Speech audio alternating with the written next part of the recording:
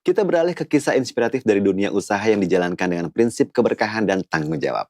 Kali ini program Bumiku Berkah mengajak Anda mengunjungi Nasution Farm Sajira, sebuah peternakan ayam broiler yang menerapkan prinsip good farming practice atau cara berternak yang baik dan benar. Good farming practice ini meliputi pengelolaan kandang yang bersih dan sehat, pengaturan sirkulasi udara yang baik, pemberian pakan berkualitas, serta pengawasan kesehatan ayam secara rutin.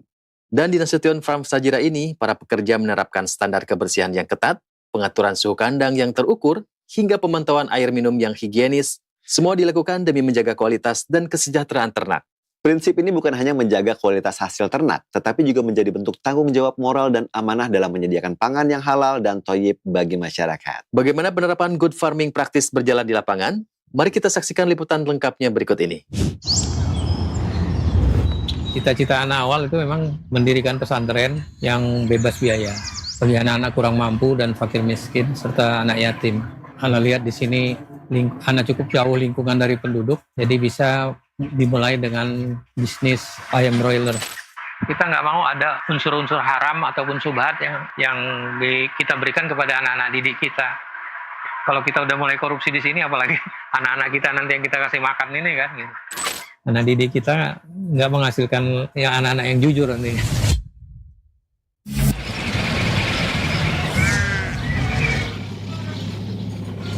Bumiku Berkah.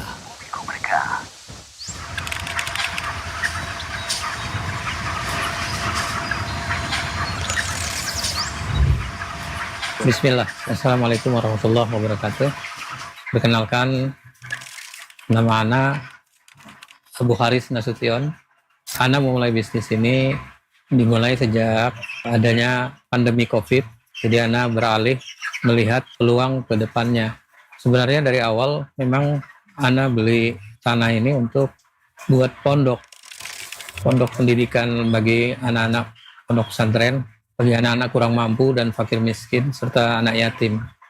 Awalnya seperti itu, cuma kembali lagi kalau kita gunakan langsung untuk membangun pondok, nantinya nggak ada dana untuk operasional dan lain-lain. Jadi Ana berprinsip kita harus mulai dengan mencari usaha. Ya mungkin ini karena Ana lihat di sini Ana cukup jauh lingkungan dari penduduk, dimulai dengan bisnis ayam broiler. Hasil dari ini alhamdulillah bisa Ana gunakan untuk membangun pondok dan membiayai operasional pondok. Alhamdulillah selama sudah 28 periode ya 90% hasil kandang itu bagus. Seperti kata-kata orang di luar bahwa bisnis ini risiko tinggi, banyak yang rugi. Mungkin masalahnya memang itu takdir dari Allah, tapi kita sudah berusaha, yang penting kita berusaha, hasilnya serahkan kepada Allah. Jadi alhamdulillah sampai saat ini masih berjalan dan bisa mendukung operasional pondok.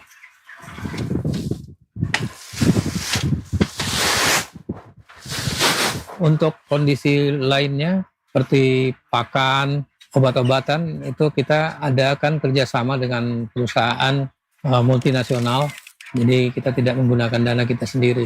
Jadi kita seperti babysitter lah istilahnya.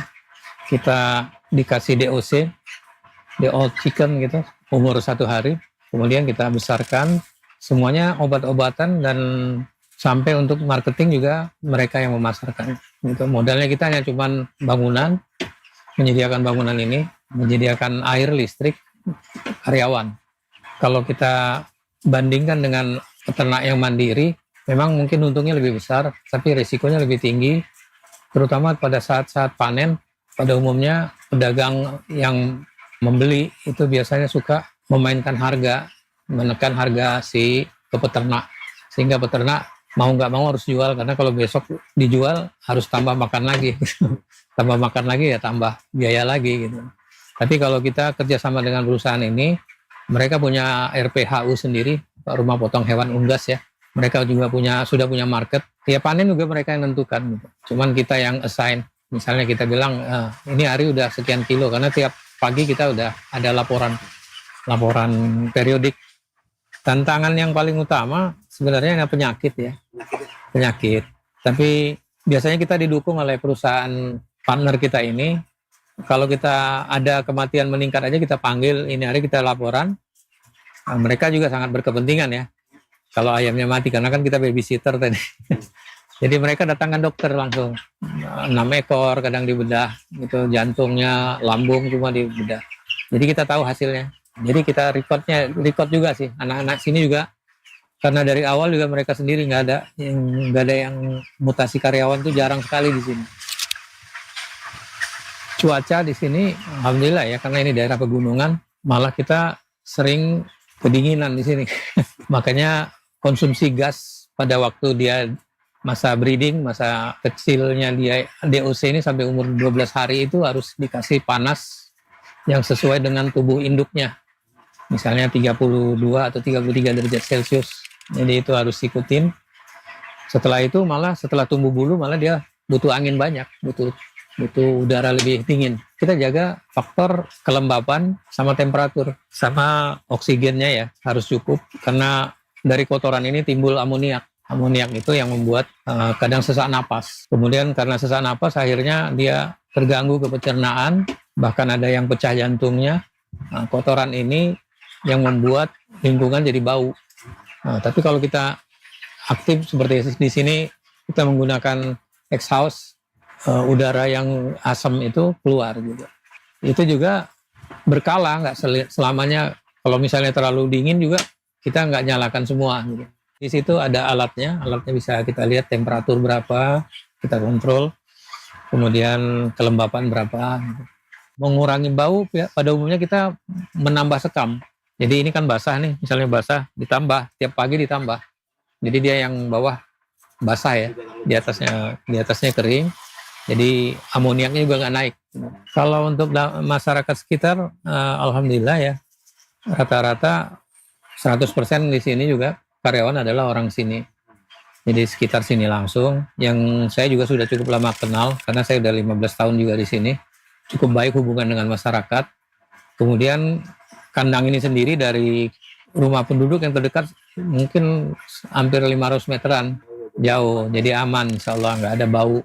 Di belakang juga, di kandang belakang ini, di sedotan itu ujungnya anak kasih juga lagi pakai semacam jaring pengaman supaya tidak tercemar ke belakang. Dan rutin kita ganti. Kalau yang mati biasanya ada yang ngambil, Pak. Bangkainya ini ada yang ngambil. Jadi kita untuk makan ikan, pakan lele. Pada umumnya pakan lele. Di sini ada sebelah-sebelah ini. Dan di tempat kami juga ada pakan lele. Jadi dipakai semua, nggak ada yang terbuang. Ya yang paling tinggi mungkin waktu periode awal ya, karena kita kurang pengalaman mungkin, itu sampai 3%-an.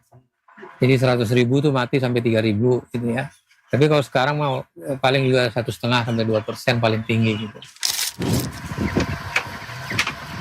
Kalau panen 21 hari itu udah mulai panen ya, karena bertahap. Jadi umur 21 hari itu udah beratnya udah 8 sampai 1 kilo. Jadi udah mulai panen karena bertahap kan. Di sini kan satu lantai ini 25.000 ekor ya. Luas kandang ini lebarnya 12, panjangnya 120. Ya, memang segini idealnya, 25.000 ekor. Jadi dua lantai ini 50.000 ekor. Kita mulai lakukan panen, istilahnya penjarangan ya. Penjarangan itu istilahnya karena dijarangkan nih supaya kandang ini lebih besar gitu. Tadinya kecil karena kita pakai gas, masih DOC itu di tengah dia nanti. Makanya ada ada pemanas di tengah.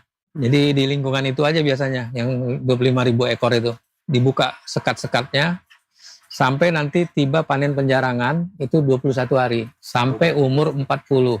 Pada umumnya pasar basah ya, istilahnya pasar tradisional itu. Jadi mereka berhubungan dengan perusahaan tadi, marketingnya perusahaan itu. Jadi kami nggak melakukan penjualan.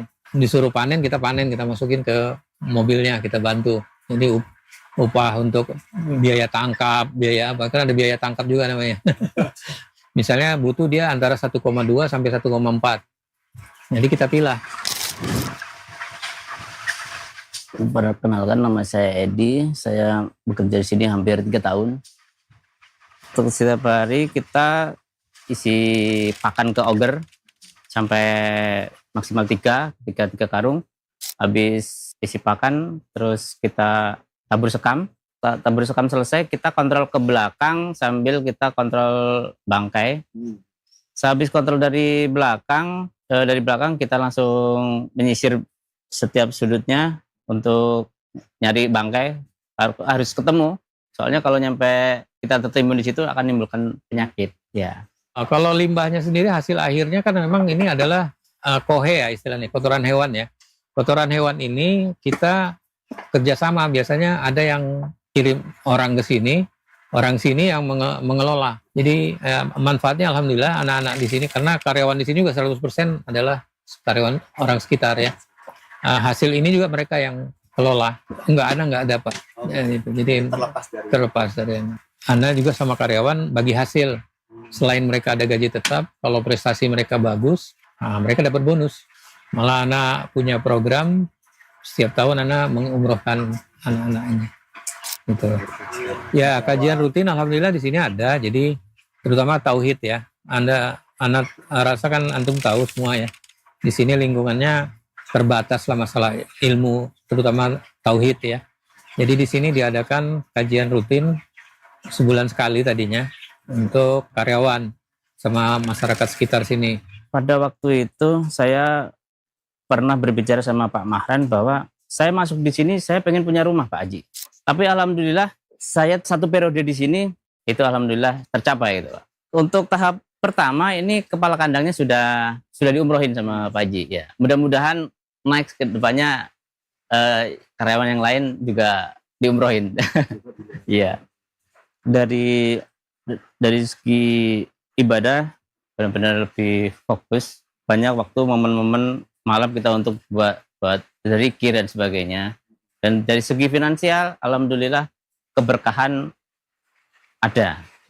Mungkin juga betah karena sistem pekerjaan di sini kalau kayak menerapkan orang Islam di sini kayak gitu nggak sih?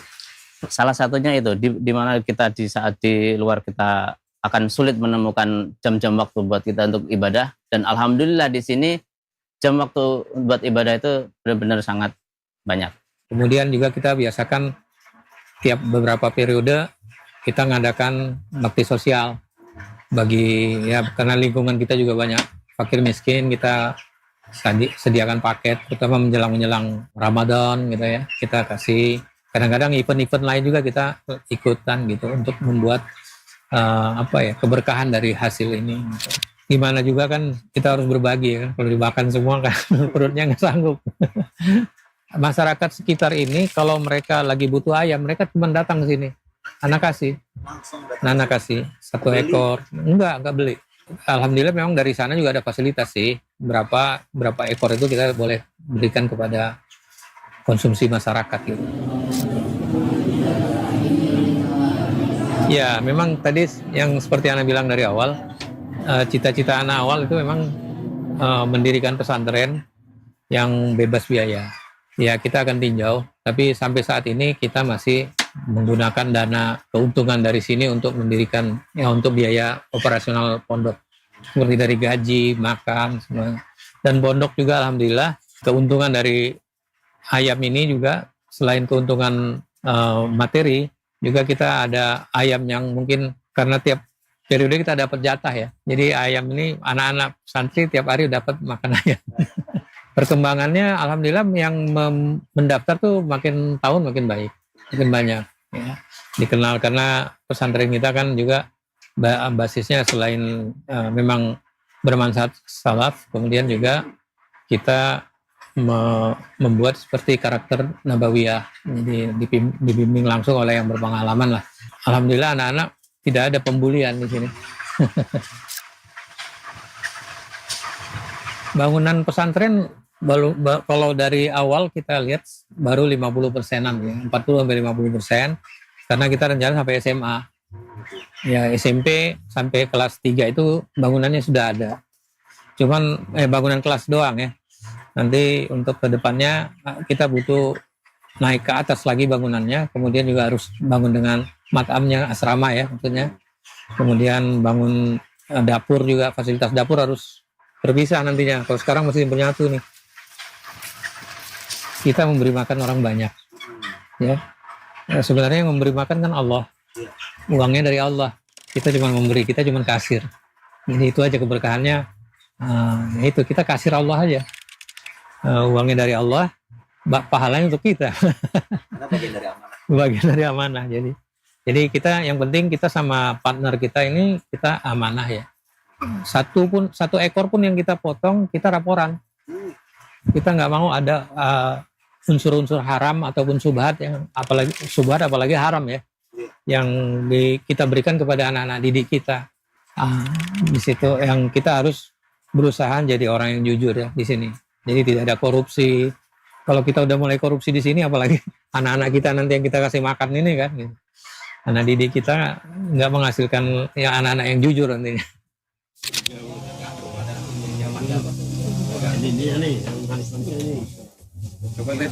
Ya harapan kita mudah-mudahan kita bisa, karena mungkin murid tambah ya, pasti kebutuhan bertambah terus. Mudah-mudahan Allah berikan kesempatan kita atau rezeki yang lebih untuk membuat kandang baru, menambah lah. Karena memang izin kami 200.000 ekor, sekarang ini baru 100.000. Atau nanti mungkin yang baru kita buat rencana 3 lantai aja gitu. Jadi 3 lantai kan bisa 175.000 ya gitu. Nah itu udah more than enough, cukup, lebih dari cukup. Bagi teman-teman jangan takut untuk berinvestasi ini. Insya Allah kalau kita ketemu partner yang bagus, ya ini Ana partnernya udah bagus ya, Ana referensi lah. Karena bisnis ini menghasilkan cukup banyak profit juga. Dalam waktu 2 tahun sebenarnya dana yang diinvestasikan udah balik, udah break even, artinya udah kembali kepada modal awal gitu. Ya, cuman kan kita terima udah jadi bangunan ya gitu. Jadi bangunan itu profit kita tuh udah ada di bangunan gitu. Bangunannya sendiri kan bisa digunakan mungkin 10 tahun lah ya katakan. Karena kan ini amoniaknya banyak, jadi penyusutan korosinya juga cepat. Jadi perawatan yang banyak. Di sini harus kita rawat kandangnya, harus di setiap 6 bulan kita cat ulang, setahun sekali minimum cat ulang gitu.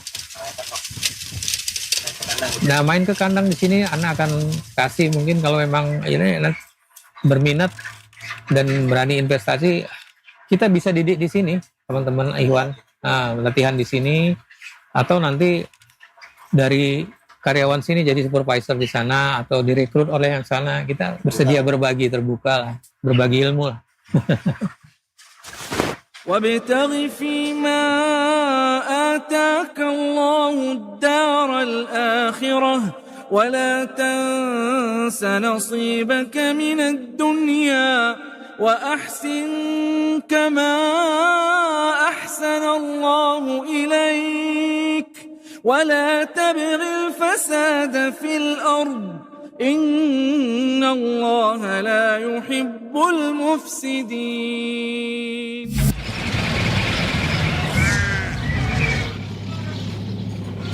Bumiku Berkah. Masya Allah Kang Masya Allah, Asep, ya. ternyata beternak itu bukan hanya sekedar memberi pakan saja kan. Masya Allah. Ya. Tapi juga tentang menjaga kebersihan, Ya. kesehatan, dan juga kesejahteraan makhluk hidup Kang Asep. Betul sekali Pak Erik. Inilah bagian dari amanah menghadirkan pangan yang bukan hanya halal, tetapi juga baik dan menyehatkan.